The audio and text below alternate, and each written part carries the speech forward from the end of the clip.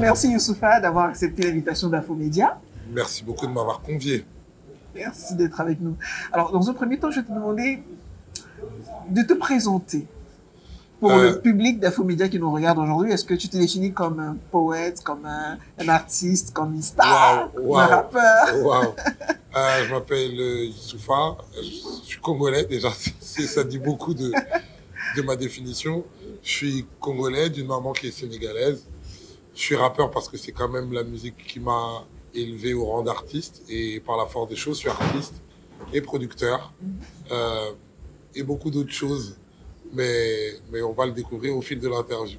C'est déjà pas mal. C'est déjà pas mal, effectivement.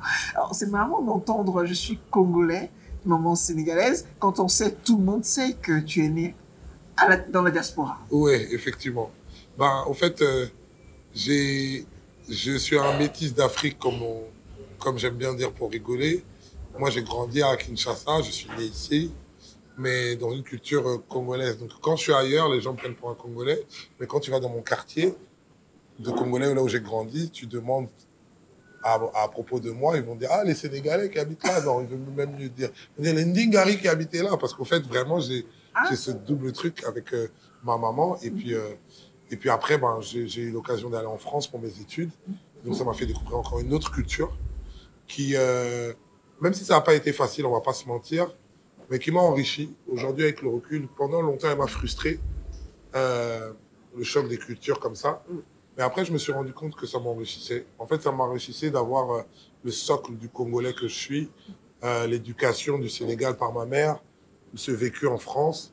Et maintenant, en plus, avec mon épouse, on habite en Côte d'Ivoire. Donc, j'embrasse pas mal de cultures qui me le rendent bien, en fait. Et je me sens meilleur comme ça. Et ce sont des cultures qui sont toutes panafricaines, qui répondent complètement à la vocation de notre chaîne, donc c'est parfait. Ouais, ah oui. Alors par contre, effectivement, je sais pas si je l'ai décidé ou c'est une doctrine ou une idéologie, mais dans ma manière de vivre, par rapport à mes objectifs, ce en quoi je crois, même spirituellement, c'est vrai que je suis très centré autour de la culture panafricaine. J'en suis moi-même le produit, c'est-à-dire, comme j'ai dit, je suis congolais avec une maman sénégalaise, mais j'habite en Côte d'Ivoire. Mon épouse, elle est tchadienne, malienne, centrafricaine. Pour nos enfants, ça fait beaucoup de choses qui sont rassemblées au même endroit. Donc, par la force des choses, ouais, il y a un panafricanisme qui est au fond de mon cœur et qui m'a suivi dans ma vie, et c'est peut-être pour ça que j'ai la vie que j'ai. Quelle est l'influence de ces racines africaines dans ta musique? Déjà, une forme d'instinct, parce que j'y crois. Quand on est congolais, je veux pas tirer sur les clichés et tout, mais j'ai pas l'impression que, genre, on décrète de faire de la musique. On est la musique, déjà. Comme, je sais pas, les Brésiliens peuvent être le football, et ils jouent pas au foot, ils sont déjà le football. Et donc, ça, je m'en sers. Au début, de manière assez spontanée et naïve, mais après, une fois que ça devient professionnel et c'est avec ça qu'on gagne sa vie, je sens bien que ça me donne un atout par rapport aux autres. Donc, ça me nourrit. Ça, c'est pour la forme.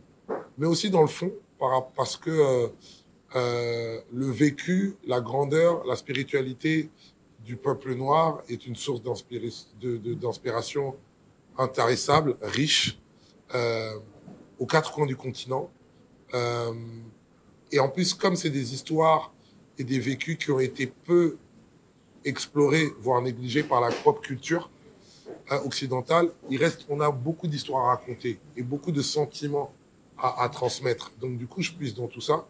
Et jusqu'à maintenant, ça m'a porté. Vraiment, c'est parce que j'ai mis ces thématiques-là au centre de mon art que j'en suis là où j'en suis. C'est-à-dire, mon premier album s'appelait « À chaque frère » en référence à une approche panafricaniste.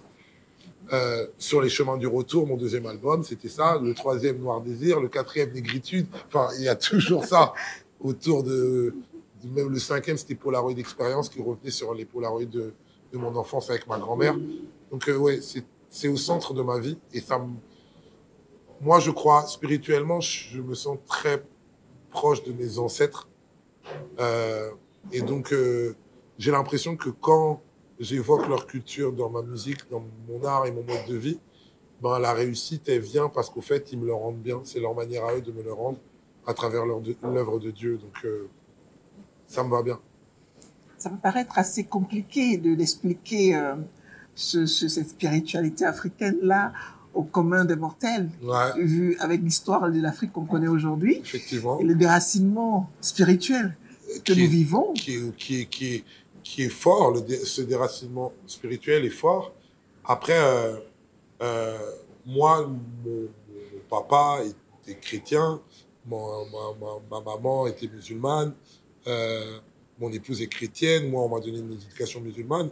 Je suis très à l'aise avec ça, mais par contre, euh, je ne me permets pas, en tout cas, je suis très mal à l'aise avec l'idée de tourner le dos à ma spiritualité africaine.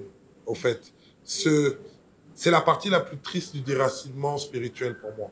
Parce qu'au fait, finalement, on peut être inspiré par quelque chose qui vient d'ailleurs. Ça, je suis assez à l'aise avec ça. On peut grandir au Burkina Faso et si jamais la spiritualité bouddhiste te permet de t'élever, go on. Je suis juste mal à l'aise quand au monde, aux diasporas et même aux Africains, quand on évoque la spiritualité africaine, c'est tout de suite quelque chose de négatif, extrêmement négatif. Euh, euh, Sorcellerie, meurtre, crime, vengeance, etc. Magie, occulte. J'aime pas ces synonymes-là. Ça me met très très mal à l'aise. Et moi, je suis décomplexé par rapport à ça parce que justement, j'ai d'autres spiritualités dans ma vie, donc je suis décomplexé pour dire que la spiritualité africaine, elle est au centre de ma vie également.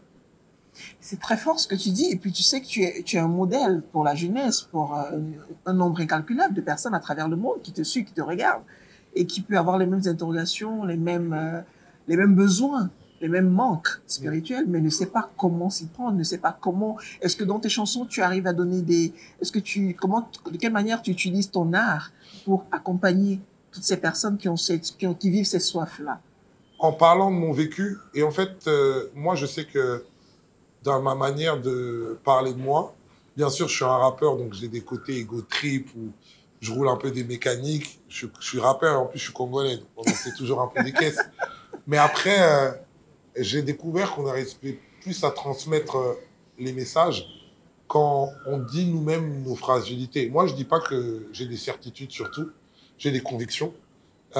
Mais je ne dis pas que, voilà, ça je sais, ça je sais. Je dis à quel point j'ai douté, je dis à quel point je me suis remis en cause, je dis à quel point je suis sensible et je dis à quel point je suis fragile. Euh, euh, je sais pas, au début de cet entretien, quand je te disais, j'ai appris avec le temps que euh, vivre en France, au début, ça a été une expérience compliquée. Mais après, en m'élevant, je me suis dit, non, quand même, ça m'a appris.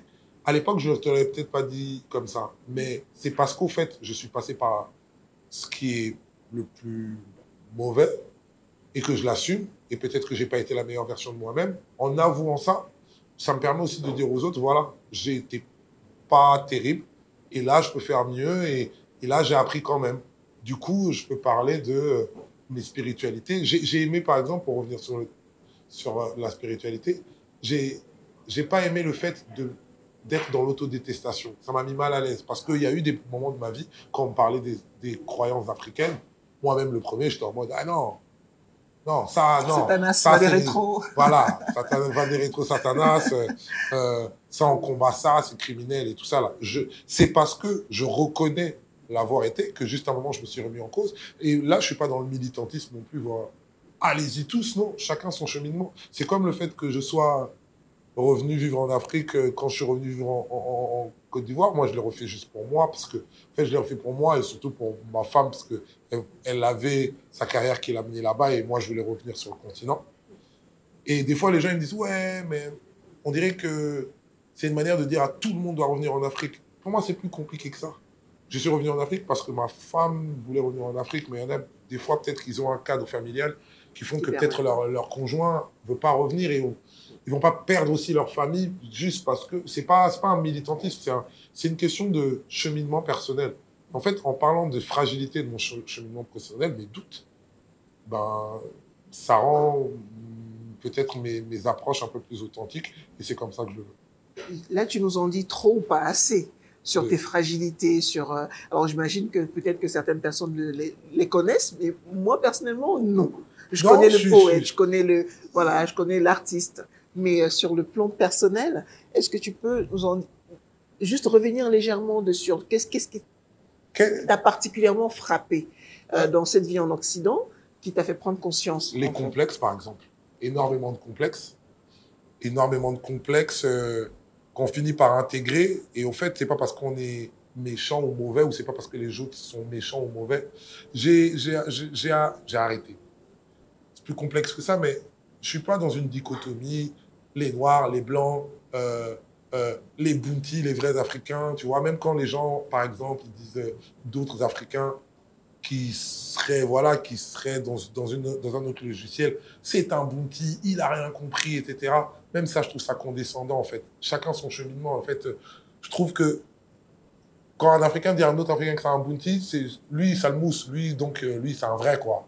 Lui, c'est Nelson Mandela, c'est Malcolm X, et l'autre, il a rien compris à la vie, c'est plus compliqué que ça. Même moi, quand j'étais petit, je te prends un autre exemple, c'est même pas c'est des fragilités, mais c'est aussi des erreurs. Quand je suis arrivé en tant qu'Africain, je voyais des frères antillais qui avaient du mal avec leur africanité, qui avaient du mal avec ça.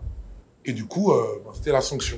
Jugement très dur. Ouais, mais eux, ils sont vendus, et déportés. J'ai eu ce genre d'avis. Mais aujourd'hui, pour moi, c'est des avis de merde. Parce que pourquoi? Parce qu'en fait, le truc, c'est que il y a une spécificité à être entier. C'est un autre. Il n'y a pas une seule manière d'être noir. Il n'y a pas une seule manière de vivre son éducation africaine ou son éducation noire. Quand tu as été un moment aux Caraïbes et que pour plein de raisons, tu as été stigmatisé, qu'on t'a appris que ce marqueur qui est ta peau est quelque chose qui te rabaisse ou quoi que ce soit et tout ça, là, bien sûr que tu perds tes repères, etc., même par rapport au monde occidental. Si en plus, à un moment, tu veux te hisser, il y a des frères africains qui te disent que tu es un moins que rien, ah ben en fait, on n'a fait rien avancer. S'ils te disent, ouais, mais toi, tu n'es qu'un esclave ou quoi que ça, on ne peut pas parler comme ça. Tu vois, donc en fait, finalement, moi, je serai entier. Je rencontre un Africain et il me dit, moi, je suis un Ubuntu. Ben, j'ai moins envie de devenir Africain tout de suite, parce que j'ai mon orgueil aussi. Donc, c'est des mauvaises approches sur lesquelles plus jeune, j'ai pu me tromper. Je vois encore des gens se tromper, et c'est pas grave. Il faut juste qu'on s'éduque et qu'on s'élève, quoi, les uns les autres. Alors, c'est assez spécial que tu aies ces positions-là dans le milieu du rap qui est plutôt dur. C'est de la posture. C'est de la posture. C'est de la posture. Mais comment tu arrives justement à défendre des postures aussi ouvertes, on va dire? Le temps, l'âge, l'expérience, avoir des enfants. Je me dis, moi, je suis comme tout le monde, hein, comme toi, comme ceux qui sont derrière la caméra, comme ceux qui nous regardent. J'ai des défauts, j'ai des trucs, je peux être très chiant, très con, voilà, tranquille. Mais à chaque fois, pour me demander si quelque chose est bon ou juste, je me dis, est-ce que je peux l'expliquer de manière sincère à mon fils ou à ma fille en le regardant dans les yeux? Si je ne peux pas l'expliquer de manière fondée et structurée, c'est un peu bizarre. Alors, attention, c'est pas grave, parce qu'en fait, on a nos bizarreries, tu vois ce que je veux dire. C'est-à-dire que, je sais pas, moi, j'aime bien le cigare. Je sais profondément que je ne peux pas expliquer à mon fils pourquoi c'est bien le cigare, parce qu'en vrai, pour la santé, c'est pas le top. Donc, si je peux pas l'expliquer, dis seulement c'est un plaisir et truc. Mais si jamais je vois dans mon approche de l'africanité, dans mon approche de la France, dans mon approche de ce qu'on fait de nos leaders, dans l'approche de nos rapports avec nos frères des Antilles, d'Haïti, je dois pouvoir lui expliquer quelque chose qu'il peut reproduire et qui l'élève. Si ça le rabaisse et ça lui met dans une négativité, on le sait, le cœur parle. Le cœur parle. Le reste, c'est de la posture. Alors, pour revenir à l'événement qui nous réunit ici aujourd'hui, est-ce que tu as fait un choix d'interprétation particulière par rapport à un message que tu veux adresser aux Africains qui vont nous regarder à travers le monde, ou tu t'es juste dit, allez, je vais choisir au pif comme ça pour faire le show? Ni l'un ni l'autre. J'ai pas pensé à un répertoire destiné aux Africains ou alors en aléatoire. J'ai juste choisi de manière assez professionnelle par rapport au cadre assez prestigieux dans lequel on est, par rapport au type de personnes avec lesquelles on va partager la scène. Moi, en l'occurrence, je collabore notamment avec Céline Banza pour cet événement et tout. Ben voilà, la meilleure version qu'on puisse proposer aux gens, parce que mine de rien, c'est ça aussi notre rôle, les artistes, faire voyager les gens, les inspirer. Et en fait, la meilleure version, vu le cadre, c'est cette chanson-là. Après, j'ai la chance, et je le prends comme une chance, j'ai un répertoire, moi, qui est très, très, très apprécié par les Africains, la diaspora, mais beaucoup les Africains locaux. Donc finalement, ça tape souvent juste. Donc voilà. Et ça, c'est mon côté égotrique, par exemple. Et les rôles sont inversés. Les adultes redeviennent enfants, enfants à l'excès. Tout le monde a ses addictions, faut l'admettre, choisissant une seule qui devienne ton esclave et jamais ton maître. En vrai, c'est beaucoup mieux quand t'en as aucune. Gérer cette putain de vie en restant invaincu. J'en sais rien, moi, j'ai que des conseils bien trop chiants. Comme tous les parents, je te les donne pour me donner bonne conscience. Le mot de la fin que tu pourrais adresser à la jeunesse, surtout panafricaine, qui va te regarder dans cette émission, ce serait quoi? Qu'il soit décomplexé, parce qu'en fait, tout part du complexe dans les deux sens, le complexe d'infériorité et le complexe de supériorité. Le fait de se comporter en complexe d'infériorité nourrit le complexe de supériorité des autres, parce que, et ça va peut-être heurter des gens, parce que des fois, ils ne sont pas spécialement mauvais, mais quand on leur donne le bâton pour se faire battre, ben en fait, en vrai, ils sont dans le prolongement d'un logiciel. Et en fait, se décomplexer, ne pas être dans une posture à avoir à prouver quelque chose, parce que mine de rien, des fois aussi, on peut faire le contraire. Je suis pas à l'aise, moi, avec oui, je suis africain, je dois en faire 2 fois plus pour montrer. Non, je peux être africain et être paresseux. Humain, tout simplement. Voilà. En fait. Et voilà, on va pas dire, ah, mais t'es africain, donc c'est bien. Tu confirmes que les Africains sont paresseux. Et alors, non, moi, je suis paresseux. Il y en a qui bossent de fou. Voilà, quoi, tu vois. Il y a des Blancs européens qui ont exterminé des peuples. C'est pas pour autant que tous, ils sont pareils. Enfin, donc, on n'a pas à se justifier ni au reste du monde, ni même en étant des représentants caution de toute l'Afrique et de toute l'histoire. Si on réussit déjà notre vie de manière décomplexée pour nous, pour nos enfants ou nos parents ou nos proches, c'est déjà beaucoup. C'est déjà beaucoup. Comme je dis dans la chanson du roi, si on ne peut pas faire des grandes choses, on fait des petites choses avec grandeur. Et c'est déjà pas mal. Elle est magnifique cette chanson, c'est génial que tu termines là-dessus justement, parce que c'est une déclaration d'amour. C'est une déclaration d'amour qui parle des parents aux enfants, mais qui parle aussi en fait finalement au fond de beaucoup les douleurs que les parents ont en eux qu'ils n'osent pas toujours dire aux enfants, et les incertitudes, les doutes qu'ils ont. Et en fait, le fait de le dire, paradoxalement, ça fait du bien et ça permet de se réparer et de se réconcilier, comme souvent. Merci infiniment, Youssoupha. C'est moi qui te remercie, j'ai pas vu le temps passer, donc moi non c'est bien. plus. Les bails de chacun paie sa part, ça fait radin et puis ça tue le charisme. Si on embrouille, qu'elle te répond qu'il n'y a pas de problème, ça veut dire qu'il y a un putain de problème. Prends soin de ta maman, c'est sûr qu'elle t'aime plus que moi. Elle connaît par cœur ta pointure, je connais même pas ton âge. C'est en toi que je crois. Je sais que t'es le plus grand d'entre nous, c'est pour ça que je t'ai appelé mon